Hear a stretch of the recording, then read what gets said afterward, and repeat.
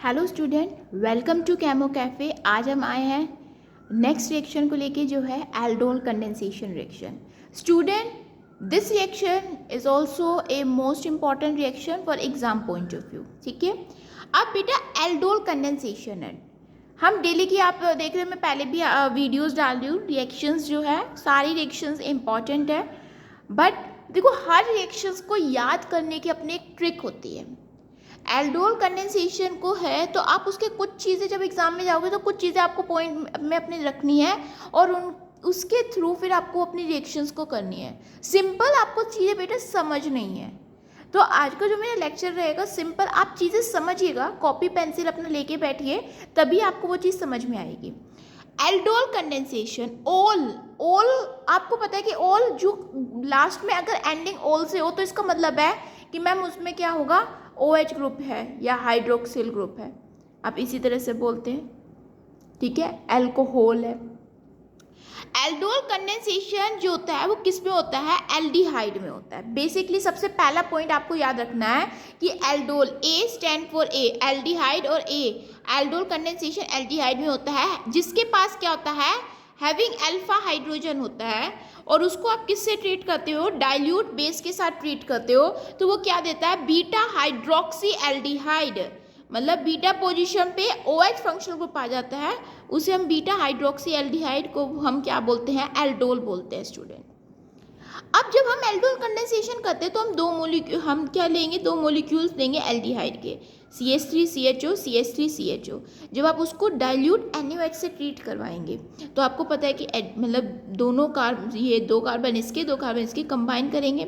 अब इस कार्बन पे आपको होता है कि हाइड्रोजन है, डबल बॉन्ड O है, इस ऑक्सीजन के पास क्या चले जाएगा, हाइड्रोजन। ये वाले कार्बन का जो हाइड्रोजन है, एक तो ऑक्सीजन के पास जाके जुड़ जाएगा, क्या हो जाएगा, ऑक्सीजन के पास जाके जुड़ जाएगा, तो क्या बन जाएगा, CH3CHOH CH2CHO। एंड इसी को ही आप जब नंबरिंग करेंगे तो नंबरिंग आप वहाँ से करेंगे जहाँ से फंक्शनल ग्रुप पास पड़ता है, तो एल्डिहाइड को आप पहली प्रेफरेंस दोगे, फिर सेकंड, फिर थर्ड और फोर्थ, तो इसका नाम क्या हो जाएगा, 3 हाइड्रोक्सी। 3 पे क्या है, OH फंक्शनल ग्रुप है तो हाइड्रोक्सी। 4 कार्बन को हम ब्यूट बोलते हैं, अल क्यों आया, क्योंकि एल्डिहाइड ग्रुप है तो 3 हाइड्रोक्सी ब्यूटेनल, और इसी को हम क्या बोलते हैं स्टूडेंट, एल्डोल बोलते हैं।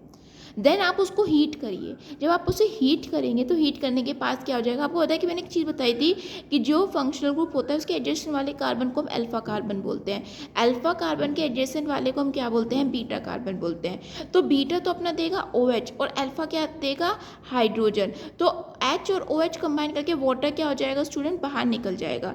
जब वाटर बाहर निकल जाएगा तो इस कार्बन की वैलेंसी को सेटिस्फाई करने के लिए इनके बीच में क्या आ जाएगा, डबल बॉन्ड आ जाएगा, और उसी को हम क्या बोलते हैं, ब्यूट 2 in 1 अल।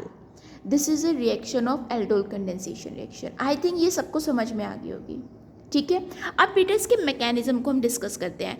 5 स्टेप में इसका मैकेनिज्म है, मतलब आपको चीज़ें अपने अगर रिएक्शंस अच्छे से समझ ली कि किस में होता है एल्डोल कंडेंसेशन, देन आप अपने आप ही हर रिएक्शन का मैकेनिज्म अपने आप खुद सॉल्व करेंगे।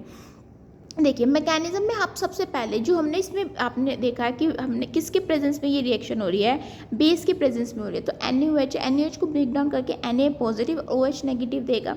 तो आप पहले स्टेप में पहला एक एल्डिहाइड लीजिए, एल्डिहाइड को आप OH से ट्रीट करिए। स्टूडेंट कुछ नहीं करना, आपको चीज़ें सिंपल समझनी है। आपको पता है कि इस कार्बन पे अगर नेगेटिव होगा तो इस हाइड्रोजन पे क्या होगा, पॉजिटिव होगा, तो बेटा H और OH तो हो गया बाहर, पानी तो बाहर निकल गया।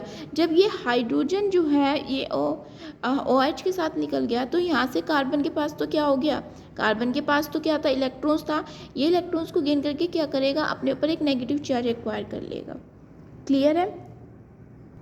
देन स्टेप 2 में क्या हुआ, जो बेटा ये इनोलेटर जो नेगेटिव आयन बना था इस फर्स्ट स्टेप में, अब उसमें क्या करेंगे, अनरिएक्टिव एल्डिहाइड, आपको पता है कि 2 मॉलिक्यूल्स हमने एल्डिहाइड के लिए थे, जो अब दूसरे वाला एल्डिहाइड को हम उससे ट्रीट करवाएंगे। स्टूडेंट कुछ नहीं, देखिए फोकस करिए, ऑक्सीजन पे हमेशा याद रखिएगा चार्ज कितना होता है, नेगेटिव होता है, तो इस कार्बन पे चार्ज कितना होगा स्टूडेंट, पॉजिटिव होगा। अब आपको पता है कि नेगेटिव को हम पॉजिटिव से अट्रैक्ट करवा दें, तो नेगेटिव पॉजिटिव से जाके जुड़ जाएगा।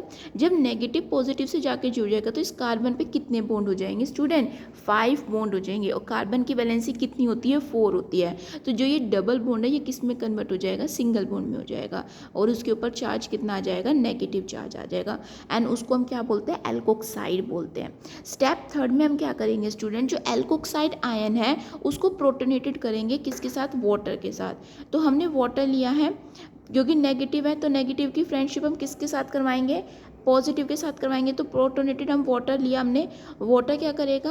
वो H जो है इस ऑक्सीजन के पास जाके जुड़ जाएगा और OH बॉन्ड ब्रेक हो जाएगा, तो OH से बाहर निकल जाएगा। अब क्या होगा? स्टेप 4 में क्या होगा? जो स्मॉल अमाउंट ऑफ एल्डोल जो है वो किस में कन्वर्टेड हो जाएगा? क्योंकि आपको देखो बीटा पोजीशन पे OH आ गया, एल्डोल जो है कन्वर्टेड हो जाएगा इनोलेट आयन में बाय हाइड्रोक्साइड आयन। अब आप क्या करिए कि जो हाइड्रोक्साइड था, अब इसमें से ये वाला हाइड्रोजन है और ये OH है, यहाँ से इसको क्या कर दीजिए? वाटर को क्या कर दीजिए? बाहर निकल जाएगा। क्या हो जाएगा? बाहर। क्योंकि आपको पता है कि दिस इज अल्फा कार्बन और this is a beta carbon. Beta पे तो OH आ गया, वो हमने स्टेप थर्ड में ही बीटा पे OH लिया है। अब स्टेप फोर्थ में क्या होगा कि H और जो अल्फा कार्बन का हाइड्रोजन है और OH से हमने हाइड्रोक्साइड से उसको ट्रीट करा है, तो वाटर वहाँ से बाहर निकल गया। तो इस कार्बन के पास क्या जाएगा? Negative charge. स्टेप फिफ्थ में क्या करेंगे स्टूडेंट? जो इनोलेट आयन था वो लूज कर देगा हाइड्रोक्साइड आयन को। अब ये क्या करेगा? हाइड्रोक्साइड आयन को क्या कर देगा? लूज कर देगा। तो होगा क्या कि स्टूडेंट की OH यहाँ से क्या OH है, OH यहाँ से बाहर निकल जाएगा और इस कार्बन के बीच में जो ये नेगेटिव इलेक्ट्रॉन्स है यहाँ पर ये क्या बना लेगा? बॉन्ड बना लेगा, डबल बॉन्ड, और हाइड्रोक्साइड जो होगा वो बाहर निकल जाएगा। तो यही रिएक्शन है पूरी कंप्लीट। इसको एक बार आप एटलीस्ट 3 टाइम्स आप इस रिएक्शंस को लिख के देखिए। अगर कोई डाउट होता है तो आप मुझे कमेंट बॉक्स में आप कर सकते हैं कि मैम हमें ये स्टेप समझ में नहीं आया, जिससे कि मैं आपकी और ज़्यादा मदद कर सकूँ। Hope you like and subscribe to my channel. Thank you.